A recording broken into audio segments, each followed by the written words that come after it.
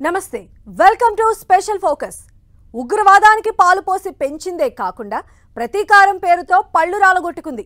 అది చాలక ఇప్పుడు మళ్ళీ పాక్ బిల్డప్లు. బలం లేకపోయినా బలుపు వేషాలకు మాత్రం తక్కువేం లేదు. ఫ్లూటు జింక ముందు ఊదాలి, సింహం ముందు కాదు. ఓవర్ చేస్తే తల తీసి చేతిలో పెడతారు. ఇక్కడ ఆయుధాల కోసం కూడా అడుక్కునే పరిస్థితిలో ఉన్న పాకిస్తాన్ లోపల భయం వెంటాడుతున్నా యుద్ధానికి రెడీ అంటూ భారత్కు సవాల్ విసురుతోంది. అసలు భారత సత్తా ముందు పోటీ పట్టం కాదు, నిల్చునే సత్తా పాకు ఉందా? అమెరికా అక్షింతలు వేసినా బుద్ధి రాదా?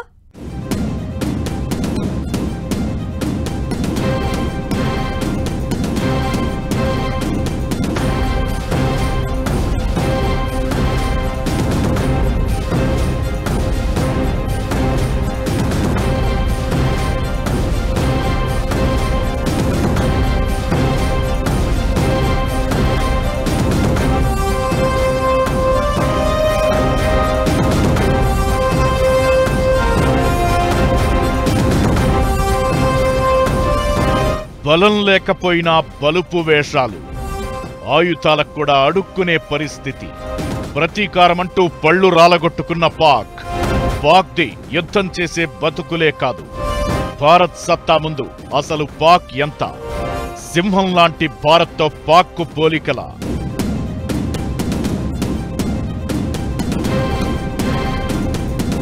ఆపరేషన్ సింధూర్తో భారత్ చేసిన విధ్వంసం పాక్కు నిద్ర లేకుండా చేస్తోంది. ఉగ్రవాదంపైనే పోరాటమని భారత్ పదే పదే చెబుతున్నా పాకిస్తాన్ మాత్రం భుజాలు తడుముకుంటోంది. ఉగ్రదేశమని ప్రూవ్ చేసుకుంటోంది. 9 ఉగ్రవాద స్థావరాలపై భారత్ దాడి చేయగా మన దేశంలో 15 నగరాలపై క్షిపణి దాడులకు పాకిస్తాన్ ప్లాన్ చేసింది. మన S-400 దెబ్బకు అన్నీ తోకముడిచాయి.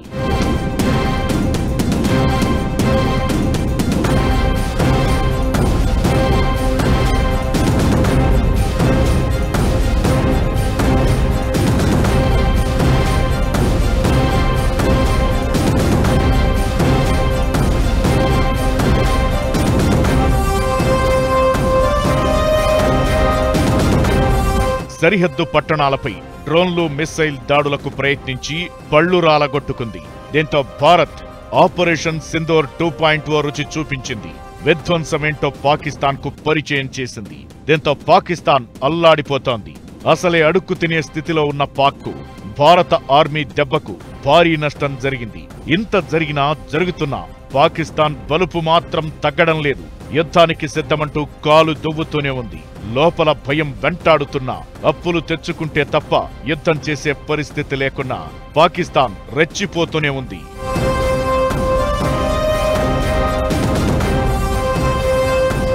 పాకిస్తాన్ ఉడత ఊపులు ఊపుతున్న వేళ అసలు ఆ దేశానికి భారత్ సత్తా ముందు నిల్చునే స్థాయి ఉందా? లేనేలేదు అన్నది 100కు 100% నిజం. ఇకటు ఆపరేషన్ సింధూర్ ప్రపంచవ్యాప్తంగా చర్చకు దారితీస్తోంది. పహల్గాంలో దాడికి ప్రతీకారంగా పాక్ ఆక్రమిత కశ్మీర్పై భారత్ సైనిక దాడికి దిగింది. పాకిస్తాన్ కేంద్రంగా పాకిస్తాన్ సాయంతో పాక్ నిధులతో నడుస్తున్న 9 ఉగ్ర స్థావరాలను ధ్వంసం చేసింది. భారత్ చేసింది యుద్ధ చర్య అంటూ పాక్ గగ్గోలు పెడుతోంది. స్థాయి లేకపోయినా భారత్పై ప్రతీకారమంటూ పెద్ద పెద్ద మాటలు మాట్లాడుతోంది. సరైన సమయంలో సమాధానమిస్తామంటూ ప్రగల్భాలు పలుకుతోంది. అయితే అంత సీన్ లేదు, భారత్ జోలికి పోవద్దు అన్నట్లు పాకిస్తాన్ కు అమెరికా క్లాస్ పీకింది.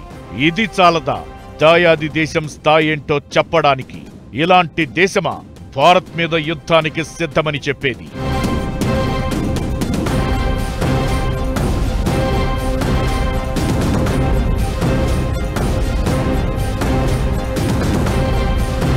సైనిక చర్యను త్వరగా ముగించాలని భారత్కు సూచిస్తూనే పాకిస్తాన్కు అమెరికా గడ్డిపెట్టింది.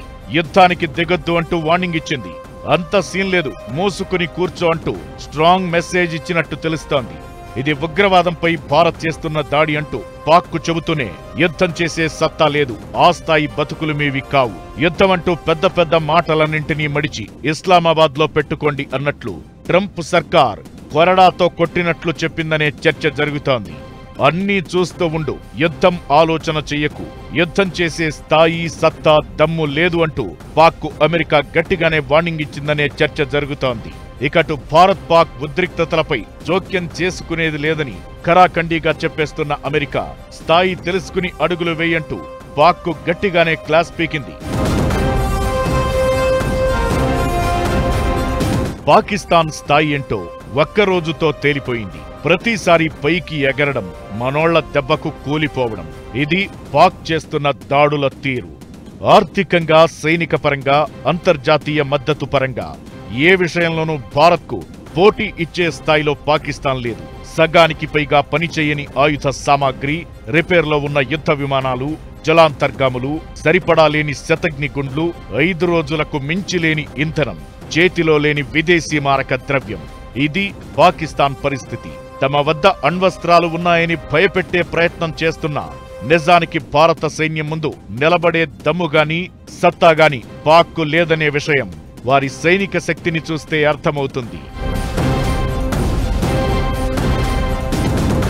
ఫుల్ టైం యుద్ధం మొదలైతే 7 రోజుల్లోనే పాక్ ఖేల్ ఖతం అనే అంచనాలు వినిపిస్తున్నాయి. ప్రస్తుతం పాక్ దగ్గర ఉన్న యుద్ధ విమానాల్లో ప్రధానమైన F-16 ఫైటర్ జెట్లలో 55% పనిచేయడం లేదు. రాడార్ వ్యవస్థ కూడా మూలకు పడింది. పాక్కు ఉన్న 160 JF థండర్ జెట్స్ లో సగం పనిచేయడం లేదు. AES రాడార్లలో చాలా వరకు పనిచేయడం లేదు. పాక్ దగ్గర HQ-9P LY-80 air defence system ఉన్న మన S-400 కంటే తక్కువే. పాక్ నేవీ దగ్గర మొత్తం 8 సబ్మెరైన్లు ఉంటే అందులో 5 అగస్టా క్లాస్, 3 మిడ్జెట్ జలాంతర్గాములు ఉన్నాయి. వాటిలో 2 అగస్టా క్లాస్ సబ్మెరైన్లు మాత్రమే పనిచేస్తున్నాయి. ఇవన్నీ వదిలేస్తే పాక్కు సరిపడా ఇంధనం కూడా లేదు. ఇజ్రాయెల్లా భారత్కు ఐరన్ డోమ్ లేకపోవచ్చు, కానీ పటిష్టమైన గగనతల రక్షణ వ్యవస్థ ఉంది. పాక్ F-16 యుద్ధ విమానాలను రంగంలోకి దించినా వాటికి సమాధానంగా భారత్ S-400 చాలు. 8న పాక్ జరిపిన దాడుల్లో ఫైటర్ జెట్ ను కూల్చేసింది కూడా. ఇక రఫేల్ యుద్ధ విమానాలతో సహా బ్రహ్మోస్, సుఖోయ్ వంటి అత్యాధునిక ఆయుధ సంపద భారత్ సొంతం. భారత్ రఫేల్ పై చేసిన ఖర్చు పాక్ 1 ఏడాది బడ్జెట్ తో సమానంగా ఉంది. ఇప్పటికే విదేశీ మారక ద్రవ్యం లేక పాకిస్తాన్ అల్లాడిపోతోంది. IMF ఇచ్చే సహాయ ప్యాకేజీపైనే ఆధారపడుతోంది. యుద్ధమంటూ మొదలైతే ఆ ఖర్చు భారీగా ఉంటుంది. దాన్ని భరించే స్థితిలో పాకిస్తాన్ లేదు. అణుబాంబులు వేస్తామని పాక్ బెదిరింపులకు దిగుతున్నా భారత్ దగ్గర అంతకంటే బలమైన అణ్వస్త్రాలు ఉన్నాయనే సంగతి ఆ దేశం గుర్తుంచుకోవాలి. ఇలా ఎలా చూసినా భారత్ సత్తా ముందు పాక్కు నిల్చునే స్థాయి కూడా లేదు అనడంలో ఎలాంటి అనుమానం లేదు.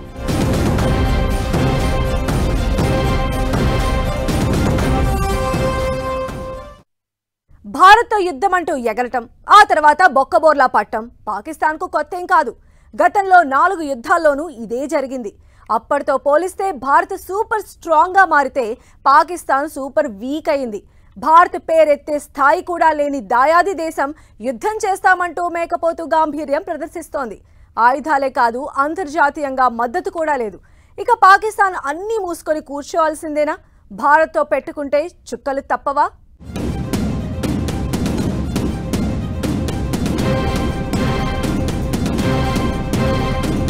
అప్పు పుడితేనే యుద్ధం చేసేది ఈ దేశమా భారత్ ముందు నిలిచేది?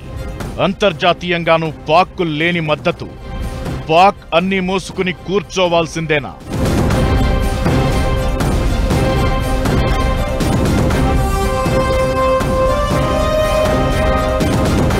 కష్టాల్లో ఉన్నాం. అంతర్జాతీయ ఆర్థిక భాగస్వాములు విరాళాలు ఇవ్వాలని సిగ్గు లేకుండా పాకిస్తాన్ ఆర్థిక శాఖ ట్విట్టర్లో పోస్ట్ చేసింది. మింగ మెతుకులేదు, మీకెందుకురా ఉగ్రవాదం, యుద్ధం అని ఖండించేసరికి ట్వీట్ డిలీట్ చేసింది.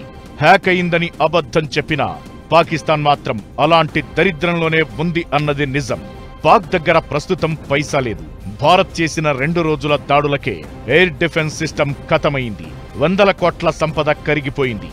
భారత్ పైకి పాక్ పంపిన ఫైటర్ జెట్లు, డ్రోన్లు ఒక్కటి కూడా వెనక్కిపోలేదు. ఉద్రిక్తతల కారణంగా పాకిస్తాన్కు రోజువారీ వచ్చే ఆదాయం కూడా పడిపోయింది. ఇప్పుడు అప్పుల కోసం ఆర్థిక సంస్థల వద్దకు పరుగులు పెడుతోంది. ఇప్పుడిస్తే యుద్ధానికి వాడుతారని ఎవరూ అప్పులిచ్చే పరిస్థితి కూడా లేదు. ఇలాంటి దేశం యుద్ధమంటూ ఇప్పుడు భారత్ ముందు తొడకొడుతూ తన అజ్ఞానాన్ని ప్రపంచం ముందు బయట పెట్టుకుంటోంది. జనాలు ఇబ్బందులు పడుతున్నారని కాళ్లా వేళ్లా పడి అప్పులు తెచ్చి వాటిని ఉగ్రవాదుల మీద ఖర్చు చేసి యుద్ధం చెయ్యాలన్నది పాక్ ప్రయత్నం. ఆ దేశం దరిద్ర బుద్ధి ఏంటో ప్రపంచం మొత్తానికి తెలుసు. దీంతో ఇప్పుడు అప్పు పుట్టే అవకాశమే లేదు. పాక్కు అప్పు ఇవ్వొద్దంటూ IMF లాంటి సంస్థల మీద కూడా భారత్ ఒత్తిడి తీసుకొచ్చే ప్రయత్నం చేస్తోంది. ఆర్థిక పరిస్థితి, అప్పుల సంగతి ఎలా ఉన్నా ఆయుధాల విషయంలోనూ పాక్ చాలా వీక్. మనలా ఆ దేశం ఆయుధాలను సొంతంగా తయారు చేసుకోలేదు. ఆ సత్తా కూడా లేదు. చైనా నుంచి 45%, అమెరికా నుంచి 20% ఆయుధాలను పాక్ దిగుమతి చేసుకుంది. వైమానిక రంగంలో 35 నుంచి 45% ఫ్రాన్స్ నుంచి పాక్ దిగుమతి చేసుకుంది. 4-5 ఏళ్లుగా టర్కీ నుంచి ఆయుధాలు సప్లై అవుతున్నాయి. ఇక పాక్ ఆయుధ సంపదలో 55% పాతకాలానివే. భారత్తో యుద్ధం మొదలైతే పాకిస్తాన్ దగ్గర శతఘ్ని మందుగుండు 4 రోజుల్లో ఖాళీ అయ్యే అవకాశముంది. అసలు బలమే లేని పాక్ సూపర్ స్ట్రాంగ్ గా కనిపిస్తున్న భారత్ను ఢీ కొట్టడం అంటే సింహంజూలుతో జడేసే ప్రయత్నమే. భారత్తో యుద్ధం చేసేందుకు పాక్ ఖజానాలో తగినన్ని నిధులు లేవు. భారత్తో ఉద్రిక్తతలు పెరిగిన కొద్దీ పాకిస్తాన్కు విదేశీ ఆర్థిక సాయం దెబ్బతినడమే కాదు, విదేశీ మారక నిల్వలపై ఒత్తిడి పెరగడం ఖాయమంటూ ప్రపంచ రేటింగ్ సంస్థ మోడీస్ ఎప్పుడో చెప్పేసింది. భారత్తో యుద్ధం చేయాల్సిన పరిస్థితే ఏర్పడితే పాకిస్తాన్ ఆర్థిక పరిస్థితి చిన్నాభిన్నం కావడం ఖాయమని హెచ్చరించింది. పైకి మేకపోతు గాంభీర్యంతో అణు బెదిరింపులు చేస్తున్న పాకిస్తాన్ యుద్ధ భారాన్ని తట్టుకునే పరిస్థితి ఏమాత్రం లేదు. పాక్ జనాల్లో సెంటిమెంట్ రాజేసేందుకు ప్రతిదాడులు చేస్తున్న భారత్ పేరు చెబితే నిద్రలోనే ఉలిక్కి పడుతోంది, లోపల మాత్రం వణికిపోతోంది. ఇకటు అంతర్జాతీయంగానూ పాక్ ఒంటరిగా మారింది. మెజారిటీ దేశాలు భారత్కు మద్దతుగా నిలుస్తున్నాయి.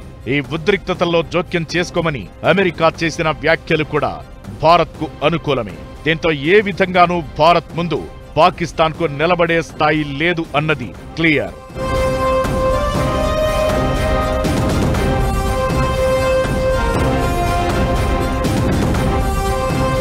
పాక్ది ప్రతిసారి కుక్కతోక బుద్దే. ఎన్నిసార్లు వీపు విమానం మోత మోగించినా మళ్లీ మొదటికే వచ్చే రకం. దొంగ బుద్ధి చూపించే టైప్. గతంలో జరిగిన 4 యుద్ధాల్లోనూ భారత్ దెబ్బకు పరుగులు తీసింది. 1971 వార్లో అయితే 13 రోజుల్లో పాకిస్తాన్ను ఓడించింది. అయితే గత పరాజయాలు తమ స్థాయి ఏంటో గుర్తు చేస్తున్నా, ప్రస్తుత పరిస్థితులు తమ స్థానమేంటో పరోక్షంగా చెబుతున్నా పాకిస్తాన్ మారడం లేదు. యుద్ధమే కావాలంటోంది. అయితే వాళ్లకర్థమయ్యే భాషలోనే ఆన్సర్ చెప్పేందుకు భారత్ కూడా రెడీ అయింది. యుద్ధం మొదలైన 4 రోజులకు మించి భారత్ ముందు నిల్చునే సత్తా లేదు పాక్కు. ఏమైనా అంటే అణుబాంబులు అంటున్న పాక్ తెగించి ఓవర్ యాక్షన్ చేస్తే భారత్ కొట్టే దెబ్బకు ప్రపంచంలో ఆ దేశ మ్యాప్ కూడా ఉండదు అనడంలో ఎలాంటి సందేహం లేదు.